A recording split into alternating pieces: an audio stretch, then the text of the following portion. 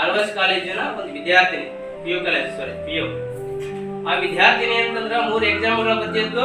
ಇನ್ನೇನ 4ನೇ ಎಕ್ಸಾಮ್ ಬರಬೇಕು ಅನ್ನೋದ್ರ ತಾಯಿ ಏನಂತಂದ್ರ ಒಂದು ಅನಾರೋಗ್ಯದಲ್ಲಿ ಇದ್ದು ತಾಯಿ ತೀರ್ಕೊಂಡ್ಬಿಟ್ರು. 3ನೇ ಎಕ್ಸಾಮ್ ಬರೋದ್ರಾಗ ತಾಯಿ ತೀರ್ಕೊಂಡಂತ ತಾಯಿದ ಏನಂತಂದ್ರ ಅವತ್ತ ಎಲ್ಲ ಸಂಸ್ಕಾರಗಳನ್ನ ಮುಗಿಸ್ತಾಳ ಹುಟ್ಟಿ ದೇಶ.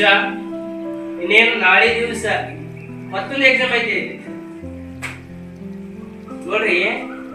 ಬರೀ ಒಂದು ಮನಿ ಒಳಗೆ ಏನಂತಂದ್ರ ಸಾಕಿದ ಒಂದು ಬೆಕ್ಕಿ ಮರಿ ಸತ್ತು ಹೋದಂತಂದ್ರ ಏನ್ ಮಾಡ್ತೀವಿ? 2 ದಿನ ಊಟಗಳನ್ನ ಬಿಡ್ತೀವಿ, ಅದಕ್ಕೋತ ಕುಂದಿರ್ತೀವಿ. ಅಥವಾ ನಾಯಿ ಸತ್ರ ಅಂತಂದ್ರೆ ನೋಡ್ರಿ, ಅವ್ರ ಹೆತ್ತ ತಾಯಿನ ಸತ್ತಾಳ, ಆಕೆಯನ್ನ ಹೆತ್ತು ಹೊತ್ತು ಸಾಕಿದಂತಹ ಆ ತಾಯಿ ಸತ್ತಾಳ. ಆ ತಾಯಿ ಸತ್ತಂತ ಒಂದು ದುಃಖವನ್ನ, ಆ ಒಂದು ಏನೋ ನೋವನ್ನ ಅದಿಮ್ ಇಟ್ಕೊಳ್ಳೋ ಒಂದು ಶಕ್ತಿ ಐತಲ್ಲ, ಅದು ಯಾರಿಗೆ ಇರ್ತೈತೆ ಅಂತಂದ್ರ ಈ ದೇಶಕ್ಕೆ ಏನಾದ್ರೂ ಒಂದು ಕೊಡಬೇಕು ಅನ್ನುವಂಥದ್ದು ಉದ್ದೇಶ ಇಟ್ಕೊಂಡಿರಲ್ಲ ಅಂತವ್ರಿಗೆ ಮಾತ್ರ ಆ ಶಕ್ತಿ ಬರ್ತೈತೆ, ಹೊರತು ಇನ್ನೊರ್ಗೆ ಯಾರಿಗೂ ಬರುದಿಲ್ಲ ಅಂತ ಹೇಳಿ ನೋಡ್ರಿ. ಆ ಪುಟ್ಟಿ ಏನ್ ಮಾಡಿದ್ಲು ಅಂತಂದ್ರ ಆ ಎಲ್ಲಾ ನೋವನ್ನ ಅದಿಮ್ ಇಟ್ಕೊಳ್ತಾಳ. ಅದಿಮ್ ಇಟ್ಕೊಂಡು ಏನ್ ಮಾಡ್ತಾಳ ಅಂತಂದ್ರ ನೆಕ್ಸ್ಟ್ ಡೇನೆ ಎಕ್ಸಾಮ್ ಬರತ್ತಾಳ. ಯಾವುದನ್ನ ಏನ್ ಮಾಡಿಲ್ಲ, ಮನಸ್ಸಿಗೆ ಯಾವುದನ್ನ ತೆಗೆದುಕೊಳ್ಳಲ್ಲ. ನನ್ನ ಗುರಿ ಏನೋ ಎಕ್ಸಾಮ್ ಬರಿಬೇಕು, ನಾ ಏನ್ ಮಾಡ್ಬೇಕು? ಪಾಸ್ ಆಗ್ಬೇಕು. ನನ್ನ ಗುರಿ ಏನೋ ಎಕ್ಸಾಮ್ ಬರಿಬೇಕು, ನಾ ಏನ್ ಮಾಡ್ಬೇಕು? ಪಾಸ್ ಆಗ್ಬೇಕು.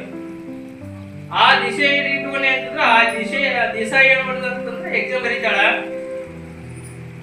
ಎಕ್ಸಾಮ್ಗಳೆಲ್ಲ ಹೋಗ್ತೈತಿ, ರಿಸಲ್ಟ್ ಬರ್ತೈತಿ. ರಿಸಲ್ಟ್ ಬಂದಾಗ ಎಲ್ಲರದ್ದು 80 90 95 ಆ ಎಮ್ಮ ನೋಡ್ತಾಳ, ಇಡೀ ರಾಜ್ಯಕ್ಕೆ ಪ್ರಥಮವಾಗಿ ಬರ್ತಾಳ. ಇಡೀ ರಾಜ್ಯಕ್ಕೆ ಏನ್ ಮಾಡ್ತಾಳೆ? ದಿಶಾ ಅನ್ನುವಂತ ಹುಡುಗಿ ಆಳ್ವಾಸ್ ಕಾಲೇಜಿನ ವಿದ್ಯಾರ್ಥಿನಿ ಇಡೀ ರಾಜ್ಯಕ್ಕೆ ಪ್ರಥಮವಾಗಿ ಅಂದ್ರೆ ದ್ವಿತೀಯ PUCಗೆ ರಿಸಲ್ಟ್ ಅನ್ನು ತಗೊಂಡ್ಬರ್ತಾಳ. ಇಡೀ ರಾಜ್ಯಕ್ಕೆ ಏನಂತ ಒಂದು ಹೆಮ್ಮೆಯ ಮಗಳಾಗಿ ಹೊರಹೊಮ್ತಾಳ. ಇದು ಆ ಮಗಳಲ್ಲಿರುವಂತ ಒಂದು ಶಕ್ತಿ.